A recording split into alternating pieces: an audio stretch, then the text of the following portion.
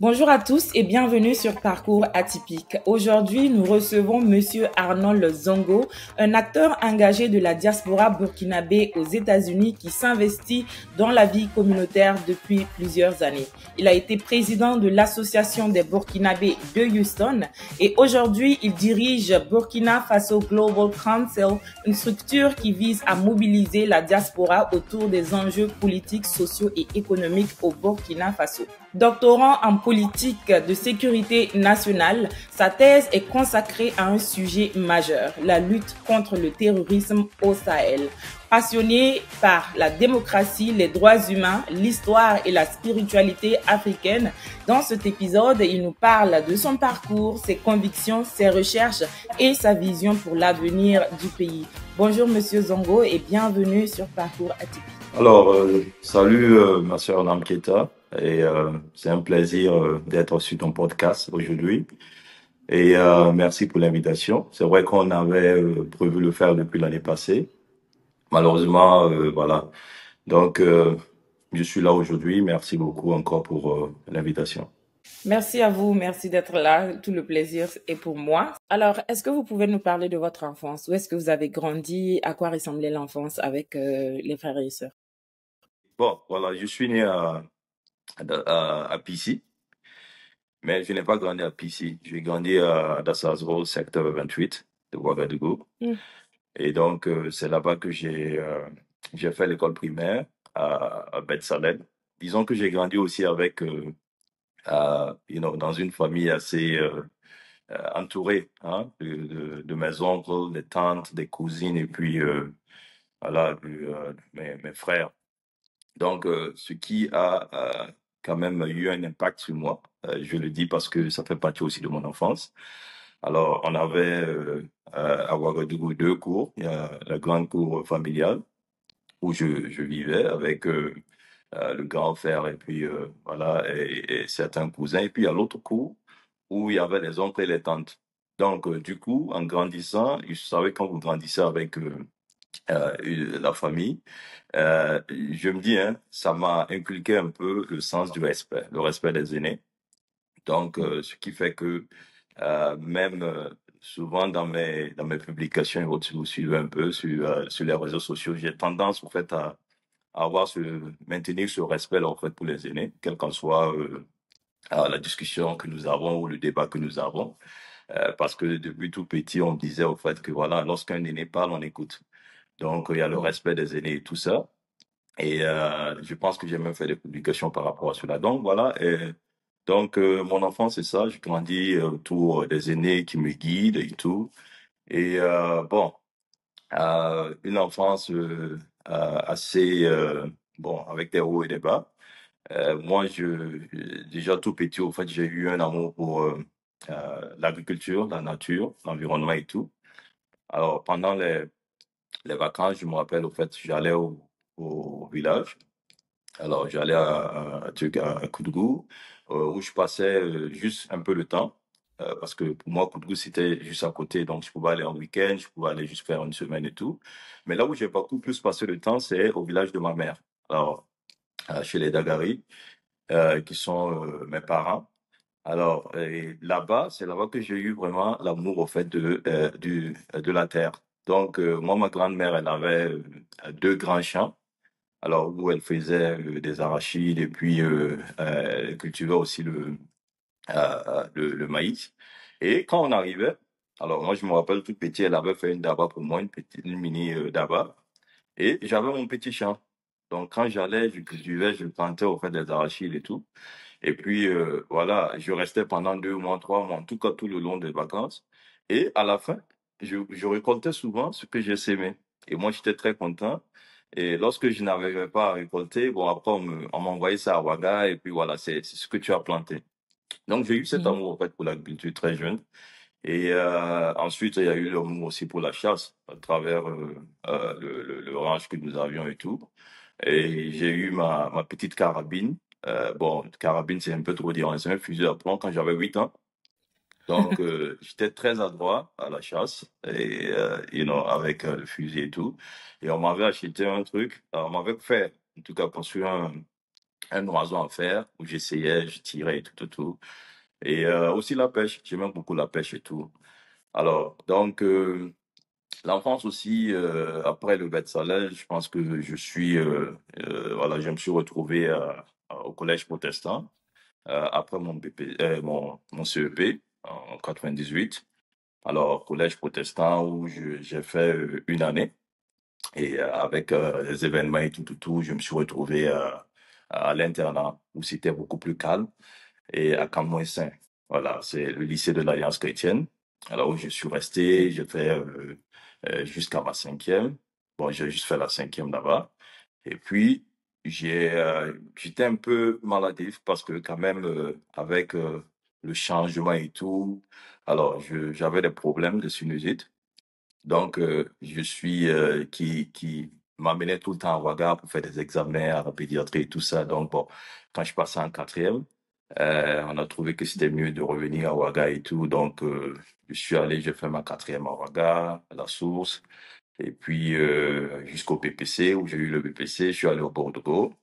Alors, j'ai fait la seconde là-bas, j'ai quitté le Bordeaux, et puis bon, je me suis baladé un peu dans les lycées, collèges, jusqu'à ce que j'obtienne mon bac.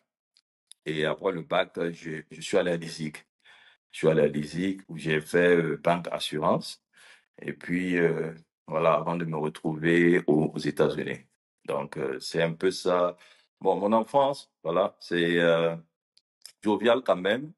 Et une enfance Mhm. où on a appris quand même pas mal de choses auprès des parents, surtout le travail. Moi, je me rappelle Mhm. que avec mon ami d'enfance, on vendait, tu sais qu'il y a l'annuaire, là. Chaque année, il y avait l'annuaire que le truc, je sais pas si c'était Lonatel avait. Donc, l'annuaire des trucs passés, c'est-à-dire ce qui est expiré, nous, on prenait Mhm. ça. Alors, il y avait un grand frère le grand frère voisin qui avait le monopole des annuaires. Donc, on va le matin, on va vendre à 150, 200, 300. Et puis, bon, le remaining truc là, ce qui est excédé, bon, on enlève pour nous et puis on vient le remettre au fait le truc. Donc ça, moi, j'étais passionné de ça. C'est comme l'entrepreneuriat, quoi. Je voulais toujours faire quelque chose qui allait me rapporter un peu de sous. Et puis, Mhm. il y a aussi le fait que, voilà, déjà aussi, on allait aussi une fois, moi je me rappelle que allant dans le centre de l'agriculture, un ami aussi et moi, on avait sémé le truc, l'oseille dans leur cours et on arrosait jusqu'à ce que ça arrive à un certain niveau. On a récolté, on allait au marché de Wentenga. On allait s'asseoir au fait par terre avec les femmes là et on vendait notre oseille. Et tranquillement, voilà, jusqu'à ce que la bonne dame, voilà, quand même, une tante qui était chez nous, elle est passée au marché, elle nous a vu, elle était surprise. On a dit, mais qu'est-ce que vous faites ici? Bon, on cherche de l'argent, quoi. Donc, c'était un peu ça, une enfance vraiment, Mhm. mouvementée, en tout cas, une belle enfance, je peux le dire, et qui a eu ses hauts et ses bas aussi. Est-ce que Arnold était un enfant turbulent ou un enfant super sage à la maison? À la maison, et il fallait être sage. Il fallait être sage parce que avec la maman, il fallait être très sage. Ouais, parce que elle est très stricte, elle est très disciplinée. Une femme Mhm. très forte, vraiment qui a beaucoup impacté dans ma vie et tout, à travers la discipline et tout. Alors, Mhm. donc, le papa, lui, il était beaucoup plus calme. Il se mêlait pas des affaires, il était dans son coin. Mhm. Voilà, donc il fallait être vraiment très calme, hein. Alors sinon, tu savais ce qui allait arriver. Mais au dehors, et bizarre, au dehors aussi, j'étais vraiment sage, hein. J'étais vraiment sage, j'essayais de ne pas... C'est sûr. Et oui, il créait beaucoup de problèmes. Et moi, généralement, tous les amis que j'avais, leurs parents appréciaient le fait que il me côtoie. Alors, quand un ami disait que je suis avec Arnold et tout, le parent se sentait beaucoup plus à l'aise et tout ça, en fait, parce que c'est comme je l'ai dit, le respect était quelque chose qui était vraiment ancré en moi et tout, et j'essayais de ne pas dérailler, quoi. Voilà. Donc, j'ai eu une enfance assez calme quand même. Yeah. Mhm. On ne peut pas aborder votre enfance sans quand même parler de qui était votre père. Beaucoup déjà le savent que vous êtes le fils du célèbre journaliste Norbert Zongo qui s'est beaucoup battu pour les libertés, pour les droits de l'homme, pour la liberté de la presse. Et le monde entier a vécu avec émotion ces événements-là. Mais vous, vous étiez toujours assez jeune quand vous avez perdu votre père, paix à son âme. Comment est-ce que vous avez vécu ces événements-là? Est-ce qu'étant jeune, vous réalisiez déjà la portée de qui était l'homme que vous aviez la chance de côtoyer tous les jours chez vous à la maison? Bon, alors, j'aime pas vraiment aborder cette, cette question parce que ça me ramène à beaucoup de souvenirs, hein. Alors, c'est vraiment une première fois hein, pour moi de parler de ça. J'ai tout le temps évité depuis 98 jusqu'à aujourd'hui. Alors, je dirais tout simplement que je, je pense que nous avons une expérience, hein, chacun de nous, de l'homme en question. Oui. Alors, moi, l'expérience que je retiens, je ne veux pas parler spécifiquement de l'après, ce qui s'est passé après, mais de ce qui s'est passé peut-être avant.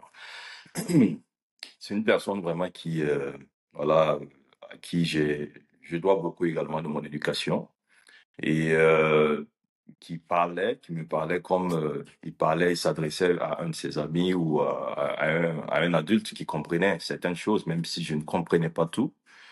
Donc, du coup, moi, je l'écoutais beaucoup parler sur la terrasse avec ses amis, des questions de la presse, hein, de la liberté, des questions de le journalisme, la démocratie, les combats qu'ils ont eu à mener, l'exil et tout ça. Et moi, c'est des choses qui me passionnaient. Je les écoutais et avec ses amis, ça rigolait, il y avait des anecdotes et tout. Et, et moi, je suis quelqu'un en fait qui posait beaucoup de questions. Alors, j'ai toujours posé beaucoup de questions et avec lui, il était facile de communiquer. Il était facile de... Alors, on s'entendait pas tout le temps. Il me donnait une réponse, je suis pas d'accord, je continue et tout. Et on débattait. Et c'était vraiment fair play. Je pense que j'ai un peu appris de cela aussi. Et le fait que j'arrive à débattre avec les gens aussi vient de ça. Parce que c'est une personne qui pouvait t'écouter pendant 1 heure sans ne rien dire. Alors, c'est une qualité que je n'ai pas, mais voilà, c'est ce que je retiens de lui. Je retiens en tout cas que on passait du temps aussi souvent au ranch où on discutait de certaines choses et tout entre père et fils. Et bon, voilà, jusqu'aux événements, des événements qui bouleversants, marquants, qu'on n'oublie jamais. Même après plus d'une vingtaine d'années, c'est toujours récent et tout, donc on évite d'en parler. Moi, personnellement, j'évite d'en parler. Voilà, parce que voilà. Mais c'est quand aujourd'hui je parle de démocratie, je parle de liberté de la presse, je parle de liberté même ou des droits de l'homme et tout. C'est un peu parce que j'ai cette éducation en fait que j'ai reçue de lui, de la personne et tout, mais également parce que ce que j'ai vécu. Vous savez, si vous n'avez pas vécu une expérience, souvent il est difficile au fait de comprendre certaines choses. Ouais, et moi, je ne souhaite pas l'expérience que j'ai vécue à d'autres personnes. Voilà, donc, et puis, bon, c'est comme je l'ai dit, c'est un débat. Je mène souvent le débat, je parle de certaines choses. C'est pour amener les gens aussi à débattre, à s'ouvrir, et puis voilà. Mais, euh, ce sont des moments marquants, marquants de l'histoire, et qu'on n'oublie pas. Et voilà, c'est ce que je peux dire. Maintenant que vous êtes adulte et que vous comprenez vraiment la portée de qui il était, des sacrifices qu'il a fait, euh, comment est-ce que son combat résonne en vous? Est-ce qu'il y a quelque part cette volonté de peut-être continuer le combat? Est-ce qu'il y a des valeurs essentielles qui vous ont été transmises, que ce soit consciemment ou après, quand vous avez l'opportunité de relire tout ce qu'il a laissé comme œuvre et comme écrit? Alors, il faut dire déjà que c'est être le fils d'un tel, c'est un fardeau, entre guillemets, alors que je porte avec honneur. Je ne réunis pas, je suis fier. Mais premièrement, c'est déjà le regard des gens. Et je vous dis pourquoi, au fait, aujourd'hui, pourquoi est-ce que j'évite, au fait, j'évite de parler de ça. Parce que j'ai tout le temps, depuis les événements, j'ai évité, au fait, qu'on me colle l'image de c'est le fils d'un tel. Ouais, parce que après les événements, il y avait cette douleur là, que les gens ressentaient.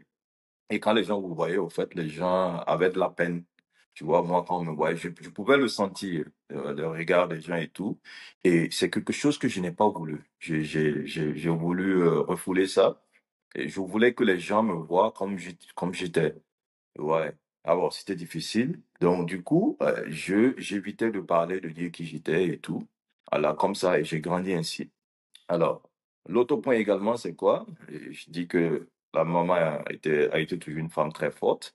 Alors, il y a des choses aussi des conseils au fait qu'elle me donnait lorsque je grandissais. Alors, tu sais que voici, tu es le fils d'un tel, il y a des choses que tu ne peux pas faire, il y a des choses que tu ne dois pas faire. Alors, pour toujours garder l'image, alors, du papa et tout ça. Donc, du coup, et elle m'a toujours amené à comprendre que je devais travailler et mériter ce que ma vie, voilà, au lieu de penser que voilà, les gens doivent faire quelque chose parce que je suis le fils d'un tel. Donc ça, déjà, après les événements, c'est les conseils que je reçois. Donc du coup, moi, je vis comme ça. Je grandis avec des gens et j'ai vécu avec des gens pratiquement même des années, plus de 10 ans qui n'ont jamais su qui j'étais parce que je voulais pas de faveur envers les gens. Tu vois, et jusqu'aujourd'hui, c'est pareil. Alors, et malgré tout, lorsque des gens, j'ai lu pas mal d'histoires de ce genre-là, où des gens, après, se rendent compte que c'est moi, et je sens en fait il y a cette affection et tout, tout, tout. Et moi, ça me gêne parce que je veux pas au fait que je veux qu'on dise que voilà, c'est Arnold. Voici ce que Arnold a Mhm. pu accomplir dans la vie. Voilà, au lieu de voici le fils d'un tel, je veux qu'on dise que voici tel en fait. Voilà. Donc c'est un peu ça l'image que j'ai toujours travaillé à peut-être avoir. Mais je vais pas rejeter. Les gens ont été quand même beaucoup. Les gens nous ont soutenus énormément. Et voilà, mais moi, euh, particulièrement, en fait, je veux qu'on garde l'image genre de Arnold. Parce que quand vous déraillez, alors on ne dit pas c'est Arnold qui a déraillé, on dit c'est le fils d'un tel qui a déraillé, tu vois. Et Mhm. ou bien moi, pendant les publications sur les réseaux sociaux, je vois souvent, tu fais honte papa, ou bien félicitations. Il y en a qui, voilà, chacun de son côté. Et pourquoi chacun Mhm. à des divergences d'opinion, tout simplement pourquoi vis-à-vis de moi. C'est parce que chacun, ça dépend de l'expérience que chacun a vécue de Norbert Mhm. Zongo. Vous voyez? Alors, vous avez des personnes qui l'ont côtoyé, qui ont travaillé avec lui pendant des années et qui ont une expérience de Norbert Zongo qu'ils ont à travers le travail qu'ils ont fait ensemble, à travers cette Mhm. collaboration qu'ils ont eue. Alors, de l'autre côté, vous avez également des gens qui ont une expérience au fait de Zongo, tout simplement pourquoi? Parce que ils ont eu à participer à quelques conférences de Zongo. Donc, c'est à travers ces conférences, ces deux ou trois conférences, que ils se donnent une image au fait de Zongo.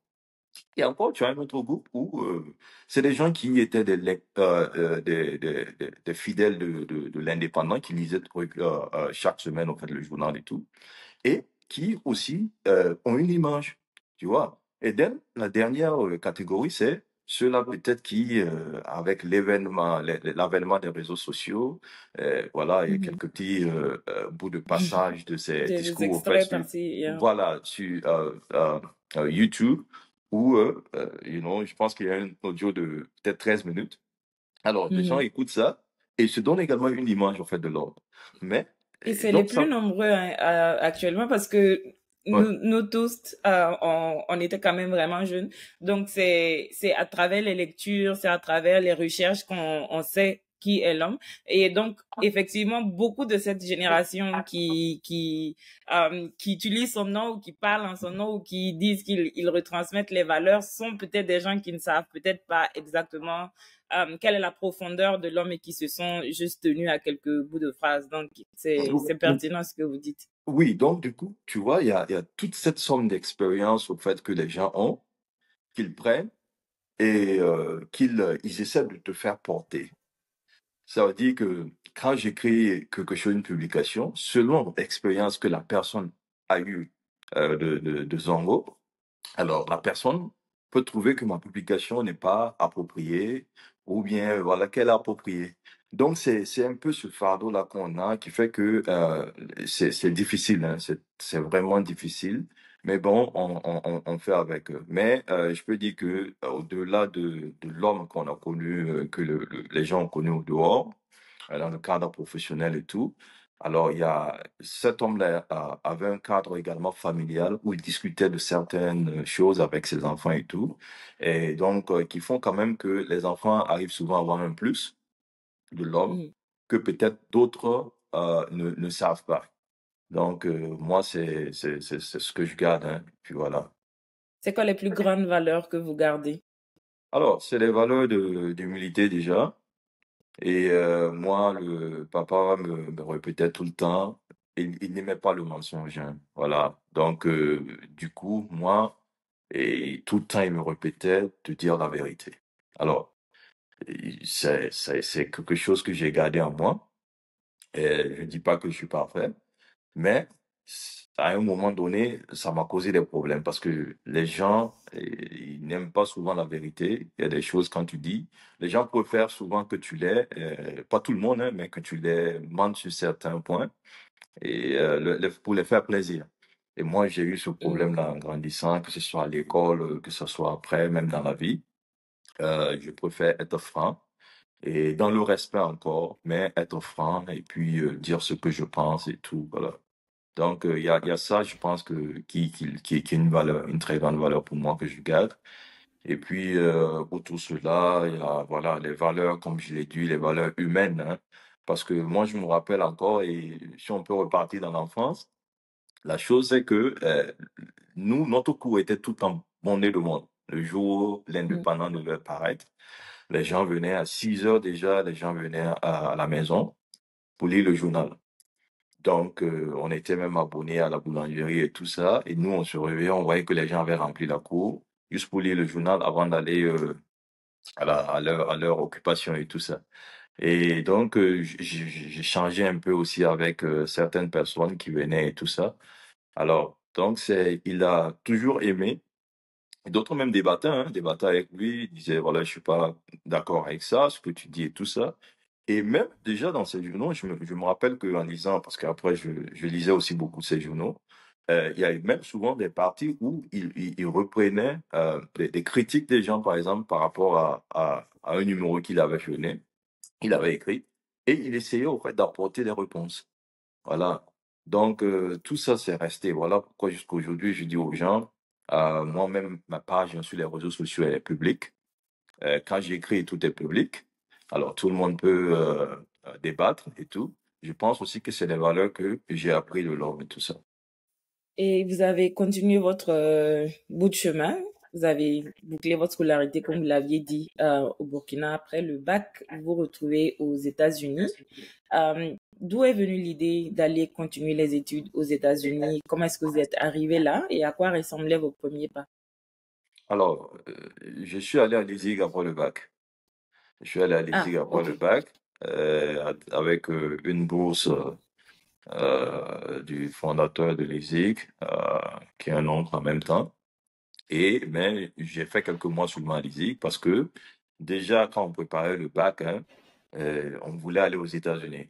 Mais moi, l'idée des États-Unis n'est pas venue avec le bac, c'est depuis que j'étais petit. Une fois de plus avec le papa. Parce que lui, il Mm. parlait à la fois anglais, il parlait français, il parlait arabe. Bon, le moré, bien évidemment.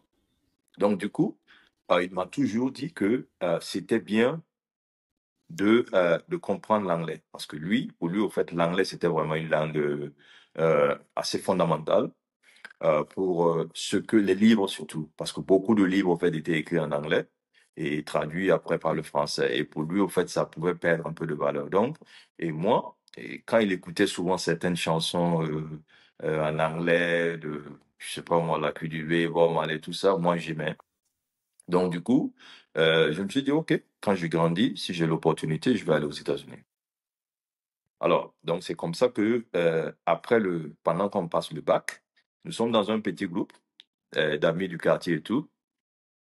Et voilà, tout le monde a le désir d'aller aux États-Unis. Je suis peut-être le dernier du groupe à aller. Déjà, le groupe qu'on appelait Parfait School, c'était devant la porte d'un ami, et Parfait Kilem, qui est voilà, présentement aux États-Unis aussi. Donc, du coup, on était voilà, dans ce groupe-là. Alors, eux, ils sont partis avant moi. Donc moi, je ne perdais pas espoir, mais j'étais en train de travailler, faire mes papiers, tout, tout, tout. Et c'est d'ailleurs eux-mêmes qui m'ont aidé avec l'inscription et tout ça, m'envoyer le dossier d'inscription. Et donc, je suis rentré, j'ai eu voilà, le visa. Et je suis allé à New York. Alors, New York, c'était le fief, eux tous y étaient. Alors, Mhm. premièrement, quand j'arrive, je suis content. Je suis content, je vois les immeubles, je vois les buildings. Alors là, c'est I Love New York, tu vois. Et à l'époque, je me Yeah. rappelle avant que je quitte, au fait, il y avait la chanson de Alicia Keys, là, Jay-Z, I Love New York. Mhm. Oh, mais ça Yeah. résonnait, j'étais tellement content. Mais la réalité va me rattraper très, très rapidement. Donc, je commence l'anglais sur Times Square là-bas. Et puis, où je rencontre des Burkinabés aussi. C'était vraiment très bien. Alors, je commence mes premiers boulots. Alors, mon premier boulot, déjà, je dis que je ne suis pas là pour travailler, hein. Je suis là pour faire les études. Tu vois? Alors, les amis me regardent, bon, ils savent ce qui va se passer, quoi, parce qu'ils étaient déjà là au moins il y a 6 mois. Yeah. Donc, un jour, voilà, je suis là à la maison, tout le monde allait travailler. Bon, je dis non, ouais, il faut que je travaille. Alors, à l'époque, il y avait Les CFA d'abord. avaient commencé à diminuer. Oh oui, et puis c'était difficile parce que j'allais par exemple, et l'école où je faisais l'anglais sur Times Square, en fait, il y avait des magasins d'habits et tout ça, et moi j'aimais vraiment la sape et tout. Donc je sors, je vais acheter des trucs, et je vois que je calcule quoi, tu vois, du CFA, un truc. Alors le t-shirt se retrouve avec 50 000, je dis, ah là, c'est un peu bizarre, hein. Donc je faisais toujours des calculs de CFA à l'anglais, à truc au dollar. Donc voilà, donc un jour, je me décide que voilà, il faut que j'aille quand même travailler. Là, les problèmes vont commencer. Alors, je gagne un premier boulot en tant que nettoyeur, hein, et dans un restaurant qui appartient à un Français, qui s'appelle Thierry. Et le restaurant est à Brooklyn. Et le chef du restaurant, en fait, c'est un Burkinabé. Alors, et nous, ça, qui nous a bien accueillis. Il y avait notre doyen également qui travaillait, qui nous encourageait beaucoup, Mathieu Soubega. Et donc, c'est lui-même d'ailleurs même qui me remontait le moral, hein, parce que c'était pas simple. Donc moi j'arrive, je commence et du coup en fait j'allais à l'école, je fais l'anglais, je quitte et à 16 heures, je quitte le truc, j'allais de l'anglais de 7 heures à 12 heures, je me repose un peu à l'école jusqu'à 16 heures, je prends le train parce que je devais prendre 3 trains. C'était loin. Alors j'arrive au boulot, je commence à nettoyer. Alors, je travaille de 9 heures, 21 heures, 20 heures, alors jusqu'à 7 heures. Donc, c'est ce que je faisais. 20h à 7h du matin? Oui, à 7 heures du matin. Donc, il fallait faire sortir c'était le véritable cleaning. Et c'est un restaurant, les trucs étaient lourds. Alors, moi, j'ai travaillé 4 jours après. Bon, j'ai dit au Coro, Souvega, je dit, tu sais, vraiment, merci pour tout, mais je pense que ça, là, il faut que j'arrête, hein. Sinon je vais me blesser. Et lui, il me remontait, il m'a dit, non, bon, par fini, il me dit, bon, tu sais quoi, petit, fais seulement tes 2 semaines, et puis là, au moins, si tu as quelque chose de consistant, un peu d'argent et tout ça, quoi. Je dis, ah, d'accord, à cause de toi, je vais essayer. Mais la deuxième semaine, je commence, oh, mais c'est pas possible. Donc, je lui ai dit, voilà, vraiment, merci beaucoup pour ton aide. Voilà. Donc, je suis parti, j'ai quitté le restaurant comme ça. Après ça, j'ai eu un autre boulot de cleaner, de dishwashing. Je lavais les plats. Euh, je, et on m'a amené, je lavais les plats de 10 heures à 22 heures. Parce que nous, déjà au pays, quand on était au pays, on disait non, c'est facile de laver les plats. Il y a des gens qui lavent Ouais, les ouais, plats et ouais. puis Il y a qui beaucoup payent qui des disent ça. Quand il véhicules. suffit juste d'aller laver les plats et puis tu construis maison. C'est ça. Qu'il y a une machine, même tu mets seulement dans la machine et puis la machine fait tout, toi tu es arrêté. Ah là là. c'est pas simple. Donc, moi, je suis arrivé, le restaurant est tellement occupé, c'est busy. Je commence à laver les plats de 10 heures jusqu'à 22 heures non-stop. Je suis arrêté. Alors, je ne sentais plus, Debout. mais oui, debout. Et les mains étaient devenues, je ne sentais plus les mains parce que c'était chaud, parce que c'est très chaud. Et d'autres Ah. plats, il fallait même, les marmites, il fallait les frotter. Alors, je quitte là-bas, je disparais, je ne reviens plus. Voilà. Donc, ça, c'était le deuxième échec, hein.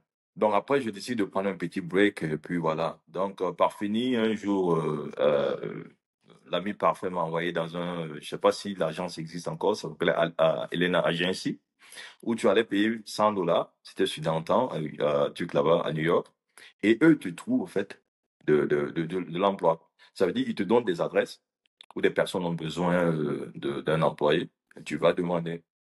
Donc, jusqu'à ce que tu aies le boulot, c'est comme ça. Tant que tu n'as pas, tu reviens, ils te donnent encore une autre adresse. Donc, c'est comme ça que je suis allé et j'ai payé les $100.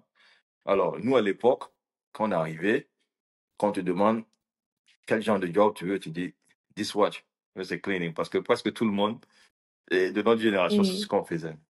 Donc, c'est ce que j'ai dit.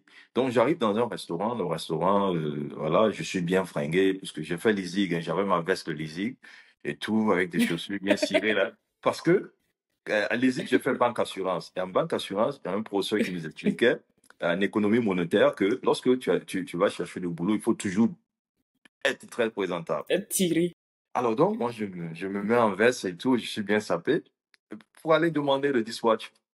Donc, j'arrive, j'attends le propriétaire du restaurant, me regarde, il me dit, bon, toi, tu es venu chercher quel genre de boulot aussi? Je dis, what, dispatch? Il me regarde, il me dit que, ah, que ouais, que mais tu es bien habillé, j'aime bien ton look et tout. Donc, il tourne, après, il vient me dire, bon, tu sais quoi? J'ai quelque chose de plus pour toi. Je veux que tu deviennes un serveur. Je dis, ah, mais là, c'est compliqué. Moi, je ne comprends pas anglais. Je viens d'arriver. Alors, serveur, tu dois parler avec des gens. Il me dit, don't worry. Alors, lui, il a un jardin, l'arrière de son restaurant. Il y a beaucoup de Canadiens qui viennent, au fait. Beaucoup de Canadiens et de Français et tout ça qui viennent souvent l'été.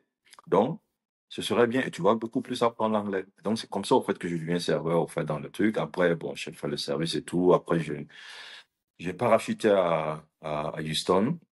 En tout cas, ben, c'était vraiment Mhm. une belle expérience. New York m'a beaucoup formé.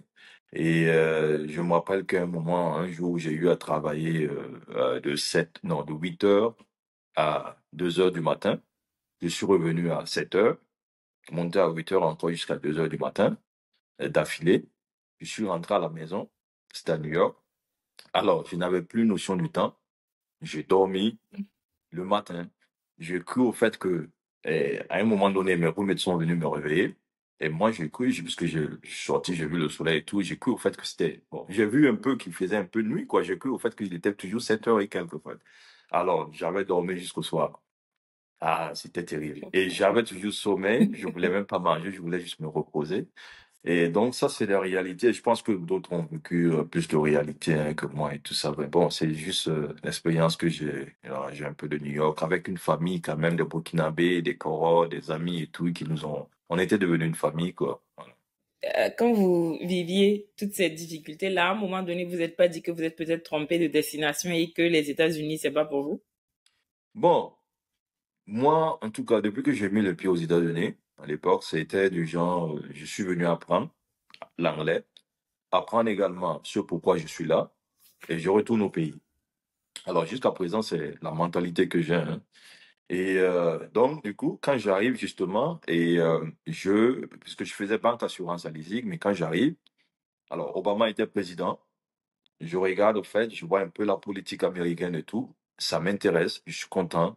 Je me dis que nous avons besoin d'une telle politique au Burkina Faso. Voilà, parce qu'on parlait plus de réélection de tout ça, de Obama et tout. Donc, c'est quelque chose, au fait, qui me tenait à cœur. Et je me disais également, les Américains, alors, c'est une puissance. Alors, si il arrive un jour, et nous avons des relations, le Burkina Faso avec les États-Unis, donc, pour qu'il y ait, selon moi, en tout cas, de bonnes relations, il faut qu'il y ait des Burkinabés quand même, qui aient aussi appris la politique américaine pour pouvoir défendre le Burkina Faso devant les Américains. Voilà, donc c'était aussi Mhm. ça ma vision. Je me disais que mieux on les connaît, mieux on arrive au fait à discuter parce on comprend ce qu'ils veulent et nous aussi on peut voilà militer en faveur en fait de notre patrie. Donc, du coup, je change de truc, je vais en sciences politiques en fait. Et puis, donc, après les sciences politiques, je continue, je fais mon bachelor et tout. Et jusqu'en 2016 ou 2015, où il y a eu d'abord la première attaque terroriste au Burkina Faso.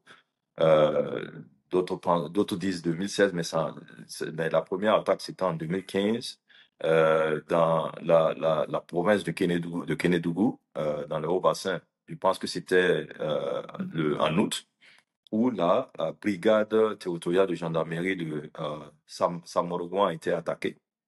Donc, et moi, du coup, puisqu'on avait l'option de pouvoir choisir certaines matières, donc du coup, je vais voir mon advisor, où je lui dis, bon, moi j'aimerais, c'est vrai que mon major, c'est en sciences politiques, mais j'aimerais inclure des matières, au fait, sur le terrorisme, parce que je veux, quand je vais rentrer, après avoir compris la politique américaine, je comprends un peu aussi le terrorisme dans le monde et tout, pour pouvoir voilà, apporter ma contribution.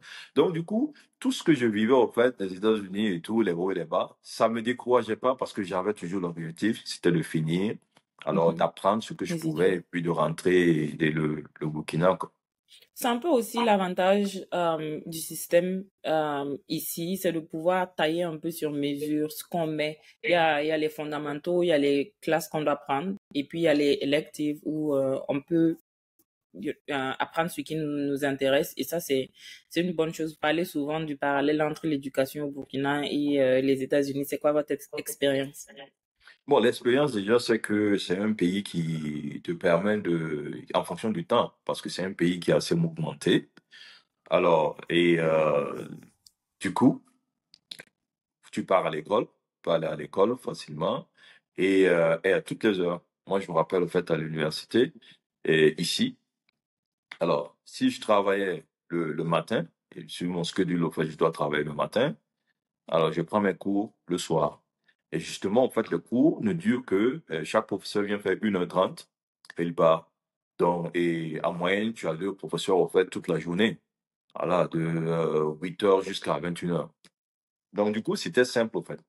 Alors, c'est un système que j'ai beaucoup encouragé. J'ai fait pas mal de publications, en fait, par rapport à cela, pour voir comment est-ce que le Burkina Faso pouvait s'inspirer, au fait, d'un tel système. Mais il y a une chose, au fait, qui est là. Je pense qu'au Burkina aussi, il y avait les cours du soir. OK? Donc, je ne sais pas si ça existe toujours, mais c'est quelque chose, par exemple, qui est bien, qu'il faut, si ça n'existe plus, qu'il faut ramener et pour pouvoir éduquer les gens. Comme je l'ai dit, l'éducation est vraiment la clé. Vous voyez comment est-ce que les pays comme les États-Unis misent énormément sur l'éducation. C'est des budgets, au fait, quand on te le dit. Alors, ça fait frémir. Alors, ils misent sur l'éducation, c'est parce qu'ils savent, au fait, que sans éducation, c'est compliqué. Donc, moi, je pense que pour nous, et toujours, j'ai même dénoncé ça il y a quelques années, hein, et à plusieurs reprises, au fait, parce que on a comme l'impression que dans nos pays, pas seulement au Burkina Faso, mais les pays où il y a des faibles taux d'alphabétisation, vous avez une minorité, au fait, qui domine sur une majorité. Et la majorité, en réalité, suit sans vraiment comprendre les choses. Ouais, ça a été toujours comme Mhm. ça, et dans la politique, même la gestion même de l'État et tout ça. Donc, ils n'arrivent pas. Alors que cette majorité-là, si vous n'arrivez pas à l'éduquer, alors il y a bien un problème, en fait. Parce qu'elle suit, mais elle ne comprend pas. Elle ne comprend pas les lois, elle ne comprend pas les textes. Alors, ça devient compliqué. Ceux même qui vont même à l'école, souvent, ils ne comprennent pas vraiment ces lois ou bien les textes, au fait. Donc, imaginez qu'on laisse, au fait, le truc. Donc, du coup, moi, j'ai toujours milité à ce qu'on ait quand même un système où ceux-là, toutes les couches au fait de notre classe sociale puissent quand même bénéficier d'un minimum Mhm. d'éducation. Et donc, ici, c'est vraiment Et même les cours, hein, ça veut dire que vous pouvez prendre les cours même en restant chez vous. C'est quelque chose qui est très bien. Je ne pense pas qu'au Burkina, nous puissions le développer rapidement parce qu'il faut l'Internet. Et l'Internet est toujours, je pense, assez coûteux au Burkina. Mais ici, par exemple, prendre des cours, truc, en ligne, le professeur, il arrive, il poste. Tu as une semaine, en fait, pour faire son truc, les devoirs et faire le chapitre et tout, quoi. Donc, voilà, c'est ce qu'on peut si on peut s'inspirer, au fait, d'un pareil système. Actuellement, la politique américaine, c'est C'est un sujet de débat et de discussion avec la réélection de Donald Trump, avec certaines positions vis-à-vis du reste du monde, vis-à-vis de l'Europe, certaines relations historiques qui sont remises en cause. C'est quoi votre lecture actuellement de la politique aux États-Unis et surtout, qu'est-ce que l'Afrique doit tirer comme leçon pour se préparer pour l'avenir?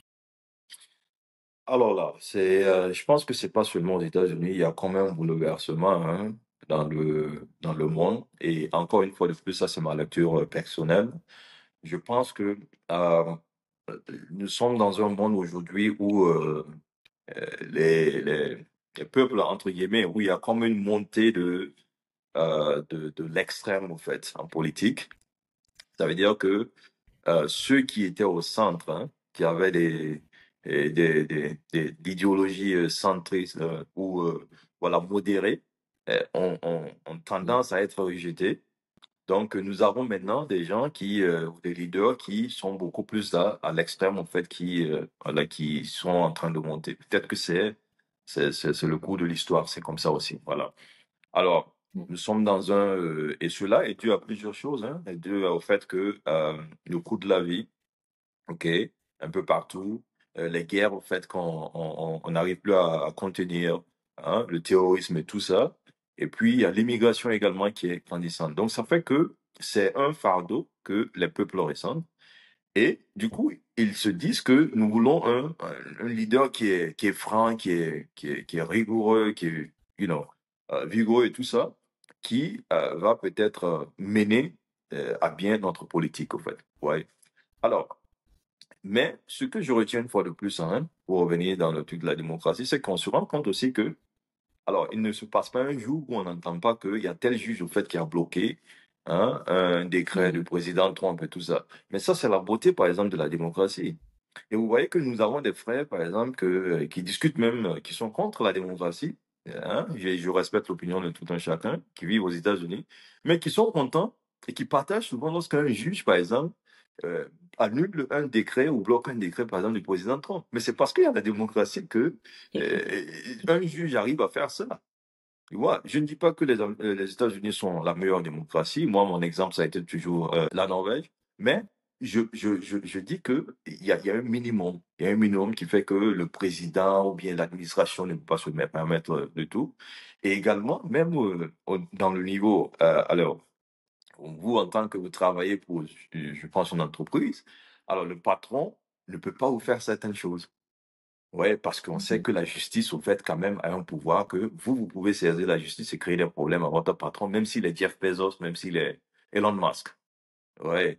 Donc, Ouais. et ça, c'est la démocratie qui fait ça. Tu vois, c'est la démocratie qui fait ça. Mais une fois de plus, je comprends également que le fait que beaucoup n'ont pas vécu la démocratie, surtout en Afrique, dans beaucoup de pays africains, Mhm. on leur a vendu un rêve, on leur a vendu quelque chose qui n'avait rien à voir avec la démocratie. On a dit que c'était de la démocratie. Donc, du coup, ils sont pas fiers. Ils rejettent en bloc. En fait, lorsque tu parles de démocratie, ça les énerve parce que ils se disent qu'ils ont vécu dans un Mhm. système démocratique qui n'a rien donné, qui a créé des problèmes, qui a amené le terrorisme, qui a fait ceci, qui a fait cela, en fait. Ouais. Donc, c'est un travail lent. Moi, je sais, je ne dis pas que ça va arriver maintenant, mais c'est mon, euh, mon, euh, mon souhait qu'un jour, quand même, le Burkina Faso puisse aller vers la démocratie. Ça va prendre le temps que ça va prendre, ce n'est pas pressé. Voilà, mais parce que nous avons également nos réalités actuellement qu'il faut travailler un peu, jusqu'à ce qu'on arrive à un truc. Donc, c'est ça, au fait. Mais, une fois de plus, ce qui est des États-Unis, c'est que les lois sont là. Et c'est un État qui est fédéral. Les États ont leur gouvernement qui peuvent s'opposer à la loi fédérale, ça veut dire au président même. Et alors, on a vu avec le gouverneur de Maine qui a refusé d'appliquer certaines mesures au fait prises par le président Trump. Et au-delà de cela également, vous avez même les villes, vous avez même le gouvernement local, parce que vous avez le gouvernement local, vous avez le gouvernement, le state government, et puis vous avez le gouvernement fédéral. Donc c'est toute une organisation qui fait que le président, c'est vrai qu'il est le chief commander, il est tout, mais il a des limites. Et vous avez d'une part, en fait, le Congrès qui peut bloquer des lois, même, et ça s'est passé plusieurs fois avec beaucoup de présidents. Alors, moi, j'ai pas vu ça encore hein, au Burkina depuis que je connais la politique un peu du Burkina Faso. J'ai jamais vu vraiment une loi que le président a pris, ou bien que un gouvernement a pris depuis 30 ans et quelques, et ça a été bloqué par les députés et tout Par pour dire que l'Assemblée non, ça, là, nationale. l'Assemblée Ouais. nationale, moi, j'ai pas encore vu ça. Mais c'est des choses, en fait, qui existent dans les démocraties, et même en Afrique du Sud, où on amène même le président même à quitter le pouvoir. Ça veut dire que Mhm. son parti au pouvoir même, son parti politique même l'amène même à démissionner. On a vu ça, non? Donc, ça, eux aussi, ils sont dans une démocratie. Donc, c'est de ça, au fait, que je parle lorsque je parle de démocratie. Je parle de Mhm. redevabilité à des dirigeants et je parle aussi de civisme même des populations, de comprendre les lois et de les appliquer. Voilà, donc, c'est un peu ça. Mais bon, nous sommes dans un monde en total bouleversement. C'est aussi ça, aussi les relations internationales. C'est ça qui fait la complexité même des relations internationales parce que elles changent énormément. Alors, vous avez des ennemis, vous pouvez être, Mhm. bon, il n'y a même pas d'ennemis, hein, sauf nous, souvent, qui voyons qu'il y a des ennemis. Mais les pays, réellement, ceux qui font la politique, réellement, et qui comprennent la politique réellement, savent qu'il n'y a pas d'ennemis perpétuels. Ouais, il n'y a que des Mhm. intérêts. Les gens cherchent les intérêts. C'est comme un jeu. Chacun essaie de placer sa stratégie et tout. Alors, des gens qui se font la guerre aujourd'hui peuvent se faire la paix demain. Donc, c'est un monde en parfait, en perpétuel bouleversement, en fait. Effectivement, la démocratie est sous attaque dans cet univers-là, ces 5 dernières années, je dirais. Et surtout en Afrique, une grande partie de la population ne veut plus entendre parler de démocratie. Et j'ai souvent l'impression que les critiques qu'on a envers la démocratie, en fait, ce n'est pas la démocratie en elle-même qui est remise en cause, mais c'est une mauvaise application de la démocratie. Je pense que même dans nos sociétés de l'Afrique antique, je pense que il y a quand même des mécanismes qui assurent que les citoyens ou que les sujets, leur bien-être est pris en compte dans la manière de gérer du roi. Donc, quand on dit que la démocratie, c'est l'affaire de blanc, on oublie que les lois, c'est nous qui les votons et que si on dit qu'on est dans un système démocratique, on peut faire les choses comme elles nous conviennent. Les lois au Burkina ne sont pas forcément les lois en France, ne sont pas forcément les lois au Burkina Faso. Donc, je pense que c'est souvent une incompréhension de ce que signifie vraiment la démocratie. Donc, j'ai envie de vous entendre. Pour vous, que signifie concrètement la démocratie et à quoi ressemblerait un Burkina vraiment démocratique? Bon, il faut dire que ce n'est pas forcément... bon, il y a cette catégorie de personnes dont tu parles, mais également ces personnes-là aussi qui tentent à rejeter en bloc hein, tout ce qui vient de l'Occident, entre guillemets.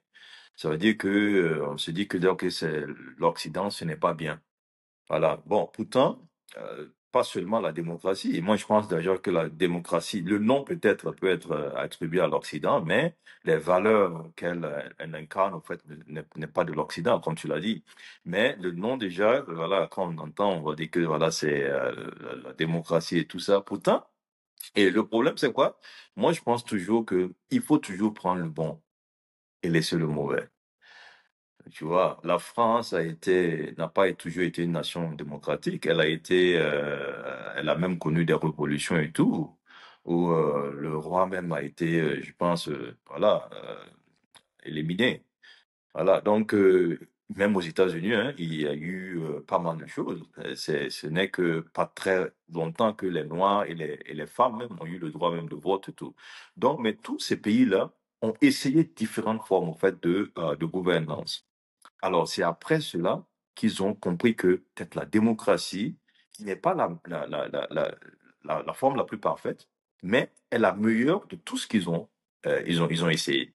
Et vous voyez, ces pays-là, généralement, sont les pays qui adoptent la démocratie sont des pays, généralement, qui ont connu pas mal d'exactions, qui ont connu pas mal de guerres, et qui ont connu pas mal de tout. Moi, je prends l'exemple entre la France et l'Angleterre, il y a eu 150 années de guerre. Je ne sais pas s'il y a un pays africain où il y a, entre un pays africain où il y a eu 150 années de guerre. Donc, c'est des gens, quand vous prenez leur histoire, c'était terrible, tu vois. Et justement, même l'histoire des colonisations, de tout ça, en fait, c'est venu des peuples vraiment qui ont vécu terriblement. Donc, ils sont arrivés à un fait où ils pensent que la démocratie est peut-être la meilleure forme quand même qu'ils devaient adopter. Alors, donc, il faut comprendre cela. Moi, j'ai pris également dans l'affaire des droits de l'homme, j'ai entendu que le droit de l'homme, en fait, c'est une invention de l'Occident. Ce n'est pas une invention de l'Occident lorsque vous prenez que déjà au Mali, en 1200, hein, avec la charte de Manding, on parlait déjà des droits de l'homme, des choses qu'il faut pas faire au truc, la place de la femme. Alors, même pendant même la guerre, des choses qu'il faut faire, qu'il faut pas faire, parce qu'il y a également ce qu'on appelle la politique de guerre. Il y a des choses qu'on ne fait pas en période de guerre. Par exemple, lorsque l'ennemi est Mhm. désarmé, je ne sais pas si ils ont une nouvelle version, ou bien ils ont renouvelé cela, mais quand j'étudiais au fait la politique de guerre, quand l'ennemi n'est plus armé, vous n'avez pas besoin de le tuer, tu vois? Ou Mhm. bien, et pendant la guerre, on ne tue pas les femmes, on ne tue pas les enfants. Ça, c'est une chose. Et ça, c'est des conventions qui sont allées jusqu'à Genève où les pays ont adopté, les pays ont signé. Et voilà pourquoi lorsqu'il y a souvent la guerre en Ukraine, autre que des enfants, ou bien des femmes, et tout ça, au fait, même en Palestine et tout, sont tués et tout ça. Et, hein, des deux côtés, hein, Palestine, Israël, Ukraine, Russie et tout. Vous voyez que il y a le système international qui monte avec les organisations des droits de l'homme et tout pour dire que voici ici, il y a crime, il y a crime, il y a tout et tout. Donc, c'est un peu ça.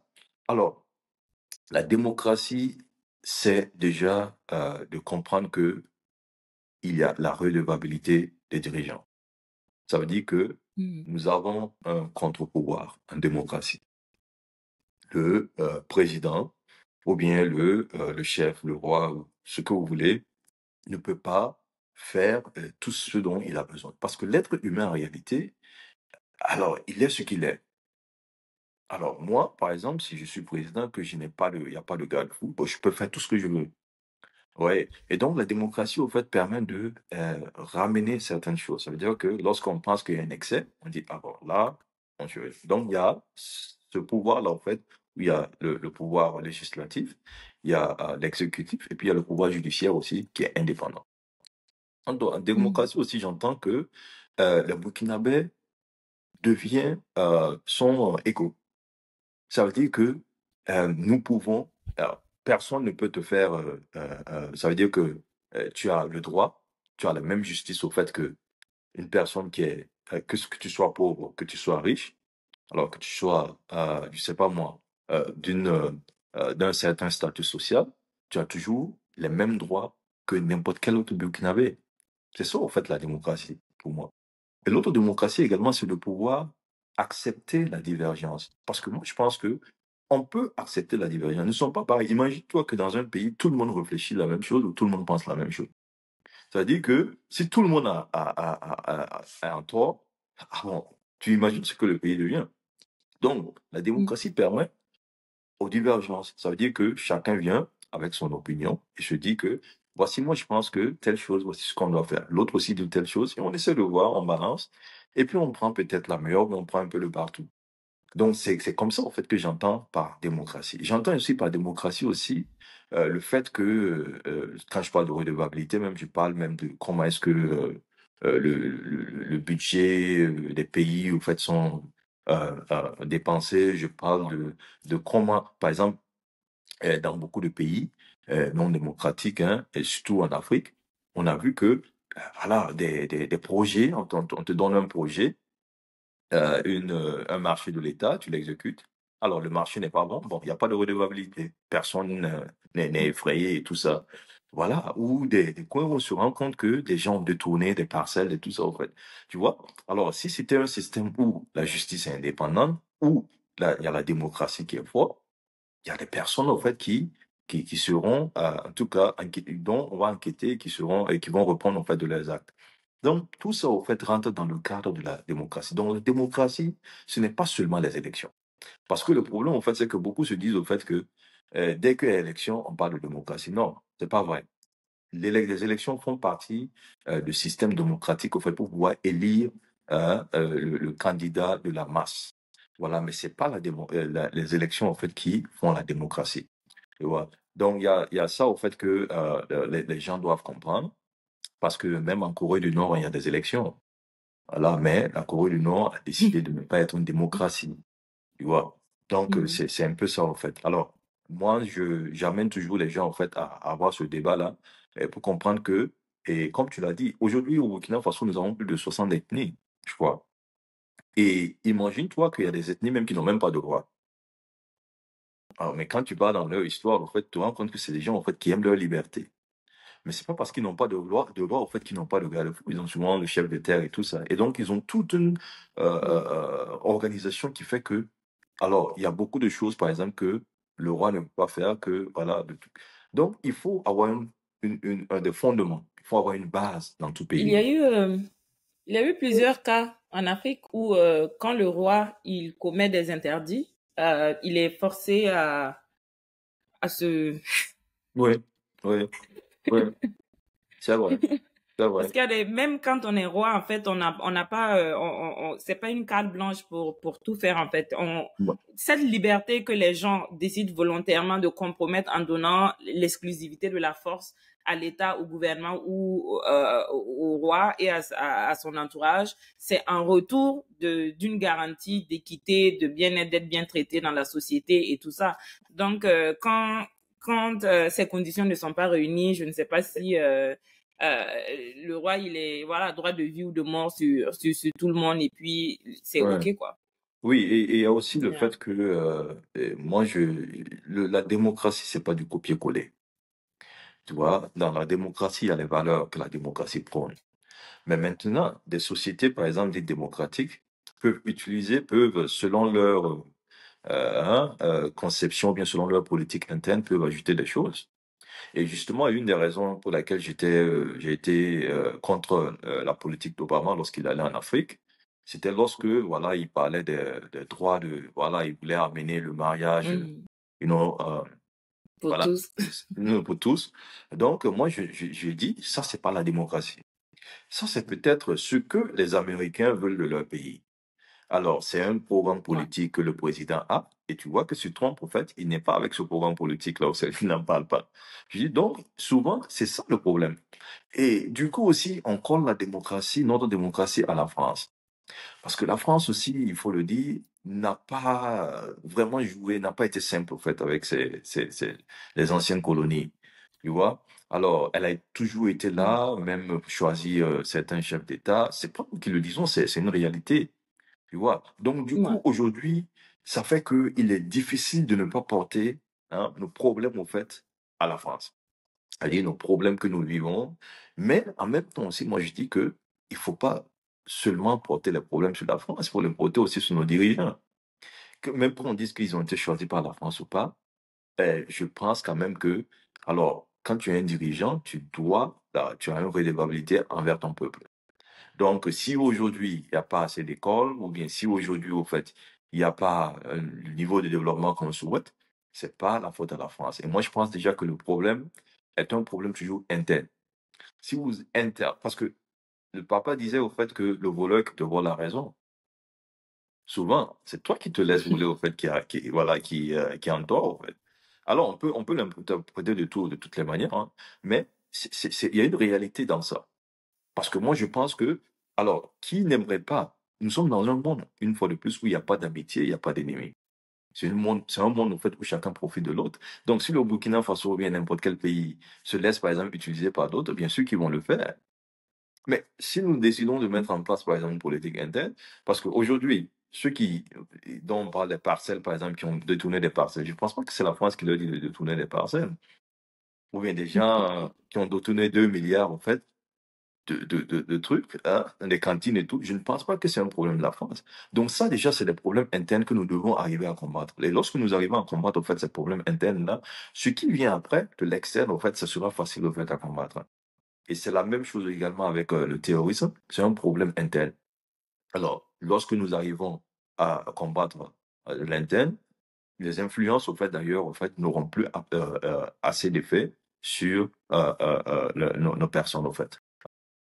Alors, votre thèse porte sur le terrorisme au Sahel. C'est quoi les trouvailles et est-ce que selon vous, il y a un espoir pour venir au bout de ce mal-là au Sahel? Il y a un espoir, il faut avoir de l'espoir. Moi, je suis un fils du Sahel. Alors, si je dis que j'ai pas d'espoir, c'est pas bon.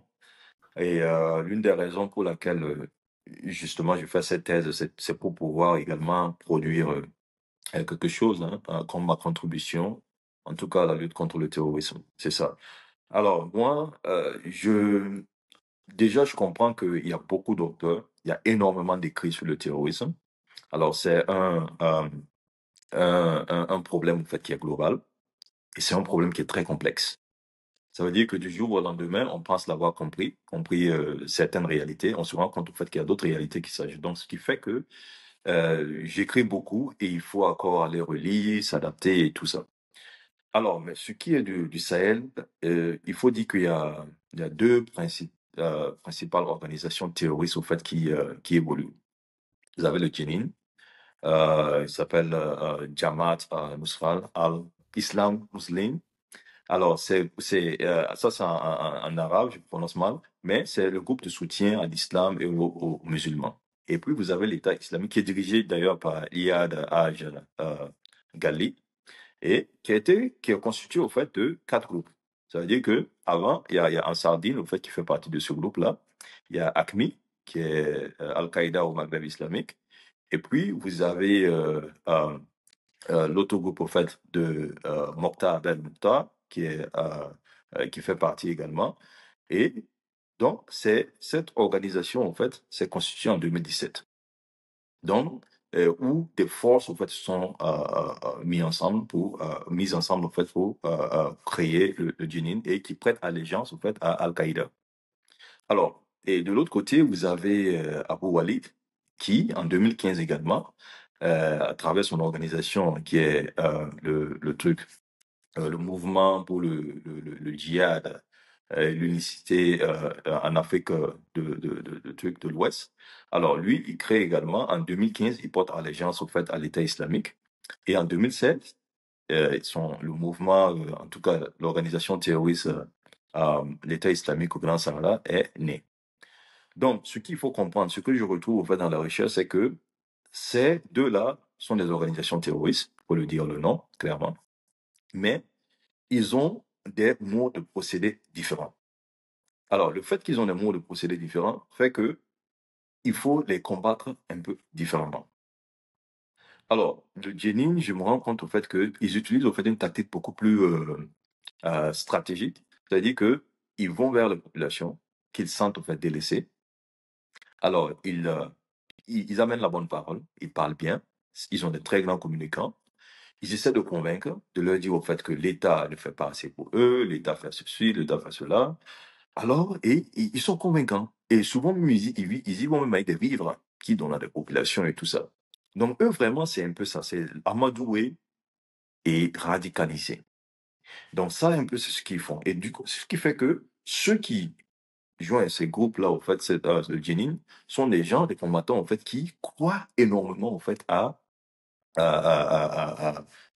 l'idéologie du groupe. Mais vous avez maintenant de l'autre côté, au fait, l'État islamique qui, eux, c'est la force. Ça veut dire qu'ils vont, alors ils tuent les musulmans, ils tuent les enfants, ils tuent tout le monde. Voilà, et c'est à travers la peur, au fait, qu'ils recrutent en réalité. Donc, du coup, j'essaie de les prendre à eux deux, et pour chaque cas, au fait, j'essaie d'apporter des solutions. Alors, pour le djihadisme, qu'est-ce qu'il faut faire?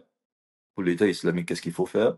Et en dehors, en fait, des armes ou de la guerre que nous menons, en fait, militaire, il y a d'autres choses, en fait, qu'il faut faire. Parce que le terrorisme, à la fin de la journée, est le résultat d'abord, de nos frontières qui ont été poreuses et le fait que nous n'avons pas vraiment eu puisque nous n'y étions pas prêts, hein, je parle des pays du Sahel et tout.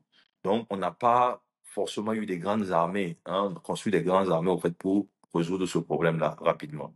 Et l'autre chose également, c'est que la crise économique que nous vivons souvent, hein, dans cette partie du Sahel-là, a compliquer les choses et il y a également le manque d'éducation et tout ça. Donc, j'essaie d'apporter beaucoup de solutions là, que dans mes recherches, au fait que je pourrais partager après. J'ai envie de repartir un peu dans votre engagement communautaire ici aux États-Unis. Vous avez été président de l'association des Burkina de Houston, comme je le disais tantôt, et actuellement vous êtes le coordonnateur de Burkina Faso Global Council. C'est quoi votre expérience dans ce leadership communautaire-là? Comment est-ce que vous avez été élu président déjà et quelles sont les actions fortes que vous avez eu à mener avec, que ce soit avec l'association ou avec Burkina Faso Global Council? Alors, avec l'association le Burkinabé de Houston, c'était vraiment une très belle expérience et je salue en même temps le passage, au fait, ma team parce que c'est un travail d'équipe.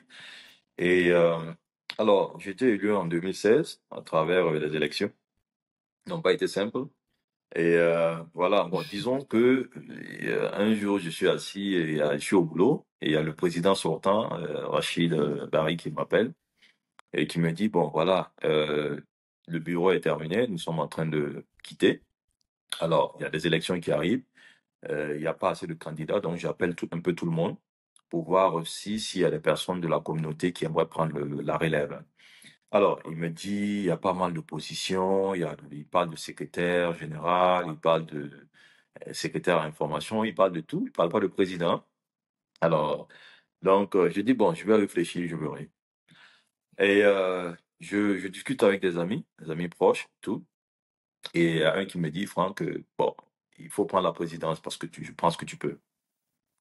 Donc, et tous les amis, c'était comme ça, il faut qu'on prenne, il faut que tu prennes la présidence. Donc, je rappelle et je dis à Rachid, bon, voilà, moi, je vais aller, mais ça sera pour la présidence. Lui-même, il est un peu surpris, il me dit, bon, ok. Alors, donc, c'est comme ça, je commence à battre campagne, je discute avec pas mal de personnes, de mon entourage et tout. Et nous, il y avait cette génération, en fait, notre génération qui était vraiment nombreuse à Houston. Donc, c'était facile pour moi, en fait, de discuter avec eux, de les expliquer mon programme face à l'immigration, face à des problèmes, le truc estudiantine et tout, en fait, estudiantin et tout, qu'on rencontrait. Donc, c'était facile. Alors, j'ai rencontré ici des aînés et tout, qui m'ont beaucoup aidé, où j'ai discuté, au fait, de mon programme. Donc, le jour des élections, nous sommes allés. Alors, moi, j'ai compris, au fait, il y avait deux étapes. D'abord, la première étape, tu montes et puis tu te présentes. Et puis après, la deuxième étape, tu montes et tu présentes ton plan. C'est ce qu'on m'avait dit. Alors donc, je monte et on a deux candidats, moi et puis monsieur Émile. Alors, moi, je commence à saluer tout. Je dis, je lance les dada hein, du bureau sortant et tout. Et puis bon, pop, c'est fini. On me dit, bon, tu vas t'asseoir, c'est fini maintenant. Donc, je ne dévoile pas de programme, il n'y a rien. Donc, l'autre lui montre, il est très convaincant, il a un programme pas possible. Alors là, je dis non, ça c'est gâté. Mais les gens vont voter parce que ma chance c'est que il y avait un travail au fait qui a été fait avec certains aînés également qui m'ont beaucoup soutenu et les jeunes et tout, au fait qui avaient mon âge et tout parce que j'avais déjà discuté avec eux de mon programme. Donc ils savaient un peu. Donc c'est un peu, et ça a été ce choc-là. Et d'autres n'étaient pas d'accord, ils n'étaient pas contents. Tu vois? Donc, après les élections, alors on se retrouve à quelque part. Il y a un qui me dit déjà, un aîné qui me dit déjà, moi, je t'ai pas voté. Donc, tu n'es pas mon président. Donc, je souris, je dis, bon, il n'y a Oui. pas de problème. Oui, c'était virulent, hein, parce que, puisque c'était comme un clash entre aînés et puis le truc, et puis les jeunes générations. Mhm. Donc, bon, moi, du coup, je suis un peu dessus et tout. Bon, il y a certains corps aussi qui m'approchent, qui me disent, voilà, on est fiers de toi, c'est bien. Bon, voilà, essaie seulement juste voilà, faire ton travail et tout. Alors, le lendemain, déjà, je me mets au travail. Bon, j'appelle déjà un aîné, Steve, hein, et je lui dis, vraiment, Coro, il y a la pression parce que j'entends des nouvelles et tout. J'ai comme l'impression, au fait, que les aînés, ils aiment pas. Ils auraient voulu, au fait, que Émile gagne et tout ça. Il me dit, bon, tu sais quoi, petit? C'est le leadership hein, qui est ça. Ça veut dire que dans toute chose, il y a des gens qui ne seront pas contents. Alors, c'est à toi de travailler et de leur montrer au fait ce dont tu es capable. Tu vois? Et moi, cette phrase-là ne m'a jamais quitté, j'ai gardé ça. Et je pense que c'est vraiment un truc très clé des leaders, en fait. Ça veut dire que tout le monde ne peut pas t'aimer. Mais le fait de travailler, le fait d'amener les gens, en fait, à comprendre qui tu es, je pense que ça peut arranger beaucoup de choses. Donc, du coup, je prends mon portable, j'appelle tous les corps que je pense, en fait, qui m'ont pas voté. et je leur remercie d'être sortis, je leur parle très bien et je leur parle de mon programme. J'ai fait ça individuellement. Alors, je constitue mon bureau et les élections, les meetings, en fait, se passaient chez moi à la maison, tout le temps, et c'était chaud. Ça veut dire que pendant nos trucs, moi, j'étais assis, je ne parle pas, j'amène le débat, je pose la question et je les laisse. Alors, ma team, des gens étaient très chauds. Les gens vont débattre, c'était terrible, hein. Et, et moi, j'écoute. Ça veut dire que j'écoute chacun débattre et tout. Et à la fin, je dis, moi, toi, tu as raison. Je pense que toi aussi, tu as raison. Et j'essaie, au fait, de faire une synthèse, en réalité, de leurs idées pour ne pas les vexer. Et j'ai un ami qui m'a dit ça, au fait, plusieurs fois, que toi, tu as un problème. Tu n'as jamais dit que quelqu'un avait tort. Tu prends tout, et puis essaie, au fait, d'arracher. Mais il a fallu cela. Il a fallu aussi, et moi, j'aime pas trop de la visibilité. Jusqu'à présent, je suis quelqu'un, en fait, qui aime trop manger. Donc, je mettais, en fait, les gens devant. Ça veut dire que je les laissais parler, je les laissais s'exprimer, et même lorsqu'il y avait des activités, en fait, je les mets devant et tout. Alors, il faut donner du crédit aux gens. Donc, c'est comme ça, en fait, que nous avons, en tout cas, mené nos activités. Et aussi, moi, je me rappelle que quand j'ai pris, j'ai constitué une petite équipe, au fait, avec le bureau sortant. Quelques membres du bureau sortant, l'ancien président, il y avait Rachid Bari, il y avait son vice-président, il y avait le secrétaire général, et puis il y avait une autre personne, en fait. Et tout le temps qu'il y avait des trucs, j'essayais de leur demander, voilà, et ici, là, qu'est-ce que vous avez fait? Parce que pour moi, en fait, la roue, comme on a dit, on réinvente pas la roue. Que ce soit au niveau de l'association ou au niveau de n'importe quel pouvoir, au fait, même au-delà de l'État, c'est une continuité. Donc, je m'assois, au fait, avec eux, les anciens, ceux qui ont pris avant nous, et je leur demande, au fait, pendant votre bureau, là, qu'est-ce qui a été un fait marquant? Qu'est-ce que vous avez fait qui a vexé, ou qu'est-ce que vous avez peut-être voulu faire, que vous n'avez pas pu faire, qui, voilà, que nous pouvons arranger. Alors, Rachid me dit il y a ce qu'on appelait le Burkinabé de l'année. Chaque année, en fait, il donnait un trophée à une personne. Ça a créé des problèmes parce qu'on ne peut pas donner le trophée à tout le monde. Et il y a beaucoup de méritants, en fait. Donc, ce qui fait que les gens n'étaient pas contents. Donc, moi, je dis, OK, il n'y a pas de problème. Donc, je ramène l'idée à ma team et je dis que voici un problème qui est là. Donc, il y a des gens, en fait, à qui on n'avait pas donné. Donc, du coup, nous, ce qu'on fait, en fait, c'est quoi? On crée des certificats. Ou à l'époque, il n'y avait pas. Donc, avec le certificat d'honneur ou quoi que ce soit, on peut partager à plusieurs personnes. Donc, ceux-là qui pensaient au fait qu'ils devaient mériter le Burkinabé de l'année, dans les années précédentes qu'on n'avait pas choisi, on leur donne maintenant des certificats de fait de trucs. Ce jour-là où on a organisé notre gala, et c'était vraiment bien. Et c'est comme ça, au fait, que les histoires de certificats, au fait, ont pris de l'ampleur, au fait, dans la communauté. Le passage était vraiment très bien. Moi qui aimais mener des critiques, parce que ceux qui me suivent savent que je critique depuis, je mène des critiques, des débats sur les réseaux sociaux, sur la religion et partout, depuis Mhm. 2012. Donc, mais quand je deviens président, je ne parle plus de la religion, je ne mène plus des débats sur la politique, parce que je me dis que je suis devenu leader, entre guillemets, d'une communauté où il y a de tout. Vous avez des chrétiens, vous avez des musulmans, et je ne veux pas, au fait, que vexer des gens dans leur foi en tant que leader. C'est mal vu. Et également, de partis politiques, je ne peux pas critiquer parce que je ne sais pas qui est avec le parti au pouvoir ou qui est contre, tout ça. En fait. Donc, je ne parlais plus de ces gens-là, de ces choses-là, en fait, pendant un an.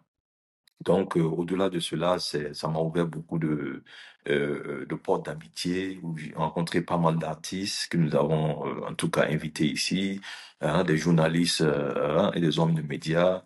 Et donc, toutes ces personnes-là, en fait, c'est vraiment, j'ai appris ça, en fait, à travers, euh, le bureau, en fait. Et le bureau également a appris à être encore plus tempéré et à même parler en public. Parce qu'il fallait s'adresser aux gens, il fallait la redevabilité aussi envers les gens et tout. Donc, c'est une belle expérience en fait que je passe. Burkina Faso Global Council également, on le met en place. En 2019, on écrit les textes, hein, et, un groupe vraiment très dynamique pour l'amour du pays. On se dit par exemple qu'il faut renforcer les relations entre le Burkina Faso et les États-Unis sur beaucoup de domaines. Il y a des choses que les États-Unis peuvent apporter au Burkina Faso. Donc, on met en place, au fait, avec le délégué CSBE à l'époque, Rachid Bari, on met en place ce qu'on a appelé les journées économiques et culturelles du Burkina Faso aux États-Unis. On invite au fait des cadres du pays, des hommes d'affaires et tout le monde et toute la diaspora beaucoup sont venus, où nous avons quand même échangé, où il y a eu nous avons en tout cas amené les autorités à rencontrer certaines autorités aussi de la ville de Houston pour voir comment est-ce qu'ils pouvaient, voilà, travailler et collaborer ensemble, même avec la mairie de Houston, la chambre de commerce de Houston et tout ça. Donc, c'était vraiment dans la dynamique de pouvoir toujours contribuer au Burkina Faso. Voilà, donc c'est un peu ça. Et jusqu'en 2021 ou 22, où je deviens le président de Burkina Faso Global Council. Il faut dire aussi que nous avons fait un don à l'époque aussi, à travers notre grand ami, hein, le journaliste Madiega, qui nous a représenté, qui a fait beaucoup, en tout cas pour l'association, et qui a fait beaucoup aussi pour Burkina Faso Global Council. Et c'est à travers lui que nous avons fait le don et qui s'est promené, qui a donné aux femmes battant dans la ville de nos mamans, dans la ville de Ouagadougou et tout. Donc c'est un peu ça, au fait, le parcours, au fait, de notre truc, de mon parcours associatif, en fait. Vous parliez tantôt de religion. Vous Mhm. avez des posts très, très tranchés sur les réseaux sociaux, même si vous avez tempéré récemment. Je pense que c'est comme ça que je vous ai découvert sur les réseaux sociaux. C'est à travers vos critiques des religions, du christianisme, de l'islam. Vous avez grandi dans une famille chrétienne, catholique, si je ne me trompe pas. Et c'est à quel moment est-ce que vous avez décidé de changer de camp et d'être aussi virulent contre ces religions-là? Vous êtes un grand démocrate, donc j'imagine qu'on peut avoir ses propres convictions sans forcément chercher à démontrer que l'autre a tort dans les siennes. Donc, c'est quoi ce combat-là contre les religions-là? Vous, les Non, kamites de la nouvelle génération. non, alors je ne suis pas contre le fait que des gens soient dans la religion, hein, dans leur religion, parce que pour moi d'abord, c'est là, chacun, tu peux avoir tes croyances, voilà, ta relation avec l'être suprême, en fait, qui est personnelle. Mais il faut remettre les choses dans leur contexte. Tu sais, moi je parle de religion depuis 2012 sur Facebook. Des gens m'ont bloqué, des gens ont refusé de me parler, et à l'époque, il fallait vraiment pas le courage, mais il fallait être fou pour parler même de tradition. Je ne parle même pas de défendre la tradition, de parler même de tradition, il fallait être fou parce qu'on te regardait même bizarrement. Alors, des gens m'ont dit arrête d'écrire parce que tu auras des problèmes et tout. Et moi, Dieu seul sait combien de menaces j'ai reçues au fait de 2012 jusqu'à 2016 lorsque je parlais de religion. Donc, euh, mais je pense qu'il était temps. Il était temps, au fait. Déjà, moi, je grandis dans une famille, oui, comme tu l'as dit, au fait, catholique. Mais en réalité, c'est une famille qui est, euh, une fois de plus, hein, euh, où chacun peut s'exprimer librement. C'est dans une telle famille, au fait, que j'ai grandi. Donc, dans notre famille, au fait, il y a des musulmans, il y a des chrétiens, et puis il y a également des traditionalistes. Donc, moi, quand j'étais petit, j'ai fait la catéchèse, j'ai fait la confirmation, communion, confirmation et tout. Et j'allais également à la mosquée. Et moi, j'avais le chapelet que je portais. Donc, les vendredis, souvent, je porte mon boubou, là. Et j'ai mon chapelet que je mets. Et je vais à la mosquée, au fait, pour prier. Donc, un jour, même, il y a un monsieur qui m'a vu qui a dit que, mais ça, c'est quoi ça qu'il faut que tu enlèves le chapelet, là.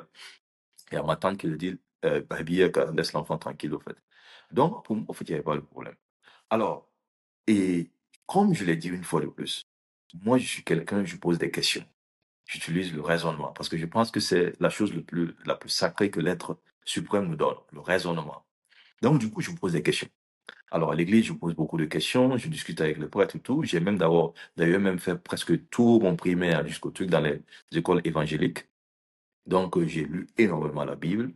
Alors, je pose des questions. Et souvent, ces questions, en fait, restent sans réponse. On me dit, alors va, et puis tu pries, et puis l'Esprit va te révéler des choses. Et tout, tout, tout. Saint-Esprit, Bon, c'est clair. oui, c'est plus simple, en fait, de m'expliquer ces choses-là que de me dire d'aller prier. Tu vois? Donc, déjà aussi, j'avais ce problème. Et l'autre côté également, c'est que je sentais, de l'autre côté, que les religions, en tout cas, titre révélé, les gens étaient un peu extrêmes. Ça veut dire que ce qu'ils prêchaient à l'intérieur, au dehors, en fait, je ne le ressentais pas.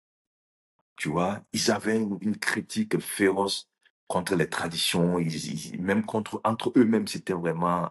Donc, je n'arrivais pas à comprendre. Je dis, mais bon, vous prenez l'amour, vous parlez de l'amour, du prochain et tout, et vous réagissez ainsi. Et par contre, au fait, chez nous, chez l'oncle et tout, le village et tout ça, ceux qui sont dans la tradition, ils sont calmes.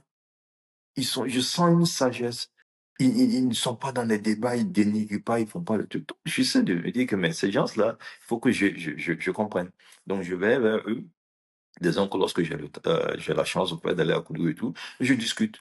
Je dis, ah, mais la tradition, là, pourquoi ça, c'est ça? Pourquoi on tue le poulet? Pourquoi on fait quoi, là? Je dis, mais le poulet, là, qu'est-ce que vous avez fait? Donc, et on m'explique, mais l'eau, là, donnez l'eau aux ancêtres. Est-ce que les ancêtres, là, boivent l'eau? Parce qu'ils sont plus là. Donc, on m'explique, au fait. Et du coup, tout ce qu'on m'explique, au fait, commence à avoir un peu de sens. Et c'est comme ça, au fait, qu'en 2014, je tombe, au fait, sur des œuvres, beaucoup de Cheikh Anta Diop.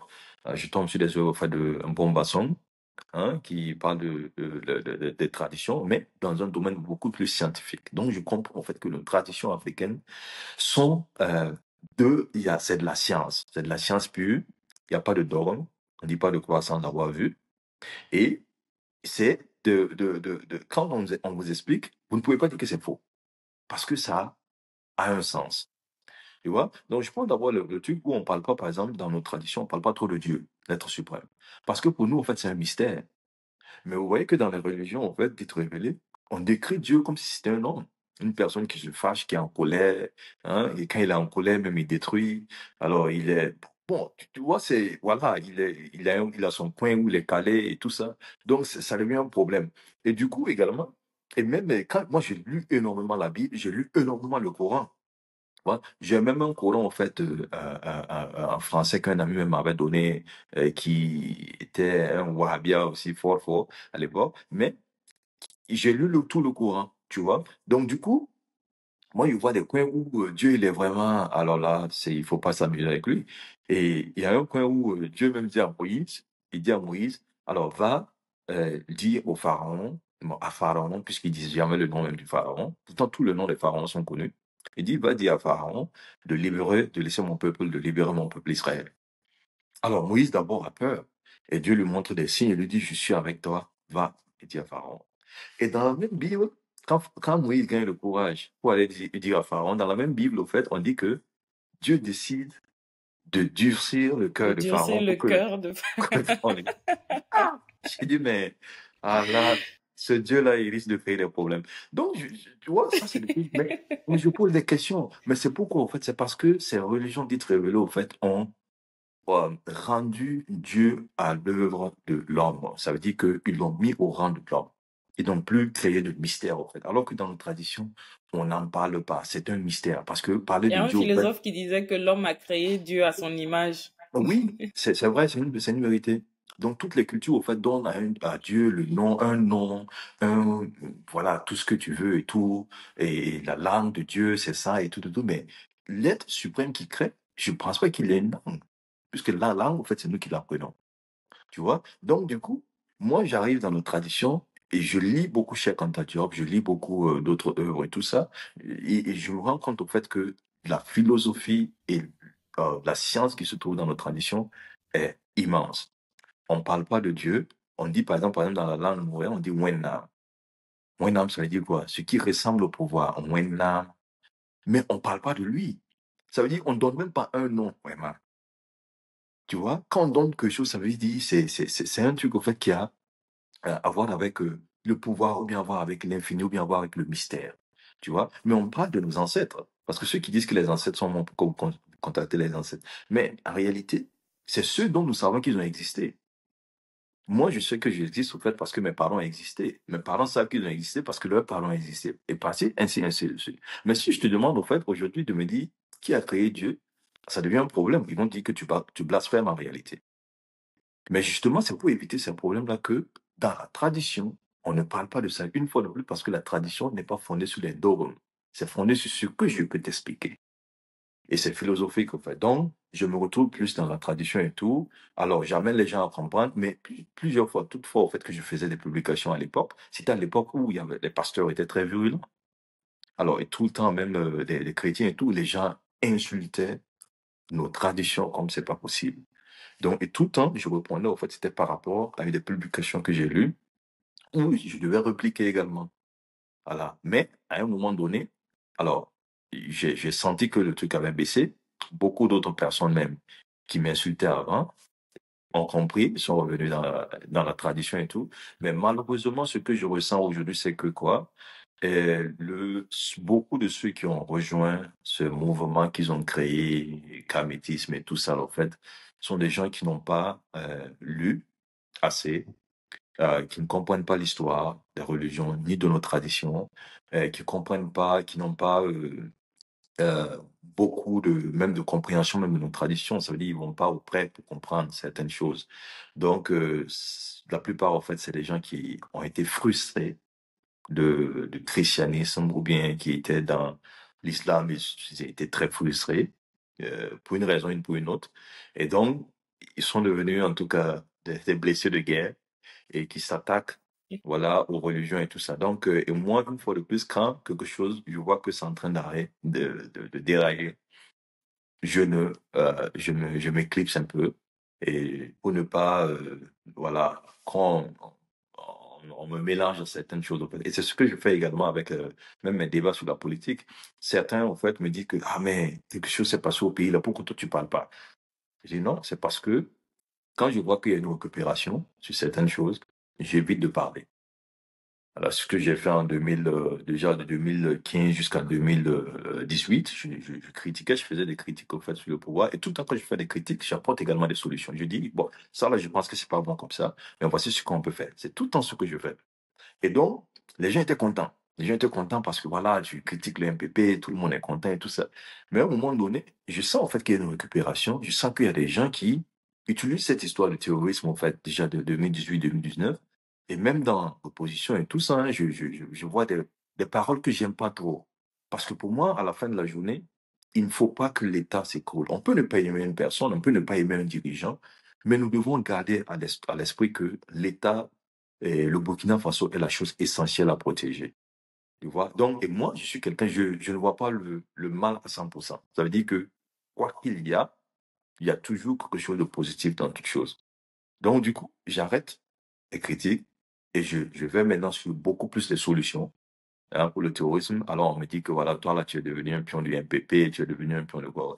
Donc, c'est beaucoup de choses, au fait, que c'est ma manière de penser. Tu vois, c'est ma manière d'être. Quand je sens que ce que je vais dire va créer de la polémique ou bien rentrer dans certains trucs dont je ne maîtrise pas trop, alors je me tais, je ne parle pas.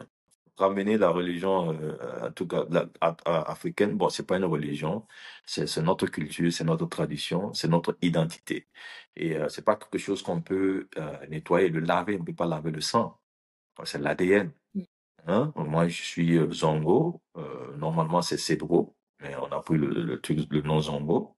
Alors, je peux pas effacer. C'est ça qui fait de moi.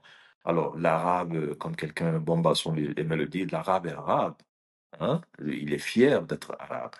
Alors, nous, les Africains, nous devons également être fiers d'être africains. Et Rawlings disait quelque chose que apporte-moi ta religion, tu peux m'apporter le christianisme ou l'islam, ce que tu veux, mais ne m'occidentalise pas. C'est-à-dire, je suis d'accord au fait que tu m'apportes des trucs, alors que les religions dites révélées n'ont pas été simples. Ils ont été très virulents. Ils nous ont empêché même d'avoir certains prénoms. C'est-à-dire que quand tu vas même pour baptiser ton enfant, avec un prénom que tu donnes, par exemple, Mouniam même à ton enfant, on refusait de le baptiser, il fallait changer le prénom. Et ça, c'est pas bon. Et ça, c'est la culture, en fait, qu'on est en train de détruire. Tu vois? Et à l'époque, on disait même que le guembé, le tam-tam et autres, là, c'est pas bon. C'est satanique. Mais tout ça, c'est quoi? C'est la culture qu'on voulait casser. Donc, voilà pourquoi je dis aussi que la religion est un fait culturel. Ce sont les cultures, en fait, qui créent leur religion. Donc, il faut pas avoir peur you know, d'embrasser sa culture et puis d'être fier, au fait, de sa culture, d'être fier de sa tradition, en fait. Maintenant, le côté spirituel où chacun égorge le poulet et tout. Alors, moi, selon moi, aujourd'hui, vous pouvez bien aller à l'église, ok, et être fier de nos traditions. Bon, si tu veux pas égorger tes poules, c'est pas un problème, mais au moins reconnaître quand même que ta tradition est un socle où il y a beaucoup de valeurs. Et aujourd'hui, s'il y a des choses qui nous arrivent au fait que nous n'arrivons pas à comprendre, c'est peut-être parce que nous avons abandonné certaines valeurs traditionnelles. Voilà. Et le père disait aussi que la culture ou la tradition, si tu veux, au fait, n'est pas statique. Alors, elle change, se transforme. Donc, c'est ce que beaucoup doivent connaître et doivent comprendre aussi. Même de certains gardiens de la tradition, il y a des choses qu'on faisait avant parce qu'ils avaient un certain sens. Aujourd'hui, on n'a plus forcément besoin, au fait, de les faire, au fait.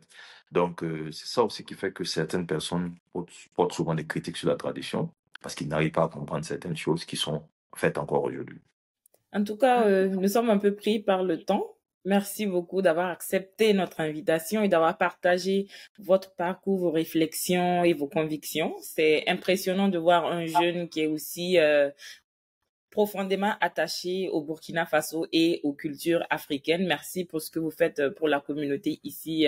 Nous vous souhaitons plein succès dans vos recherches avec la thèse, dans votre engagement aussi et dans vos affaires parce que vous êtes aussi entrepreneur, même si on n'a pas pu toucher ce volet-là aujourd'hui. Donc, je vous donne l'opportunité là pour nous dire un mot de fin à ceux qui nous écoutent. Si vous avez des conseils pour ceux qui nous écoutent ou quelque chose que vous voulez aborder avant qu'on se quitte. Alors, mon mot de fin, c'est te dire encore merci pour l'opportunité, mais aussi je dirais que nous devons travailler à plus de cohésion au Burkina Faso, surtout actuellement. Je suis d'ailleurs content que ce mot-là soit revenu, même auprès de nos autorités et tout. Et parce que je pense que lorsque une nation est attaquée, nous devons pouvoir travailler ensemble, en fait. Voilà, pour l'avenir de cette nation. Moi, c'est ce que je pense. Et c'est vrai, il faut souvent taire les différends. Et je pense que ce qui nous lie doit être plus fort que ce qui nous divise. Ouais, donc je pense il faut travailler à la cohésion. Et je dis toujours à tous ceux qui sont modérés, hein, de pouvoir de pouvoir s'exprimer et s'exprimer dans le sens en fait de la cohésion. C'est très important, tu vois, parce que il y a vraiment d'extrêmes de part et d'autre, et c'est pas bon en fait. C'est pas bon. Je pense que nos querelles là, on peut résoudre ça après. On peut parler de ça après qu'on ait résolu le problème du terrorisme. Euh, mais déjà, c'est comme on a dit, on le dit au fait souvent, la case, hein, est en feu. Il faut éteindre le feu d'abord. Après, on va essayer de voir voilà, qui a mis le feu et qui a été détenteur du feu et tout ça. Donc moi, je pense que c'est ce que je demande en fait, plus de tolérance. C'est très important. Voilà, parce que si chacun veut dire que j'ai raison, toi tu n'as pas raison et tout ça, c'est pas bon. C'est pas bon. Donc, et pensez surtout à l'État. Quand je parle de l'État, je parle du Burkina Faso. Ça veut dire les intérêts du Burkina doivent être dessus. Moi, c'est ce que je pense. Et je pense que c'est dans cette lignée-là que je me vois. Donc, c'est tout ce que j'avais à dire. Et puis, merci à ceux qui vont nous suivre. Chers tous, merci de nous avoir suivis. Restez connectés sur Parcours Atypique. N'oubliez pas de vous abonner pour ne pas rater nos prochains épisodes.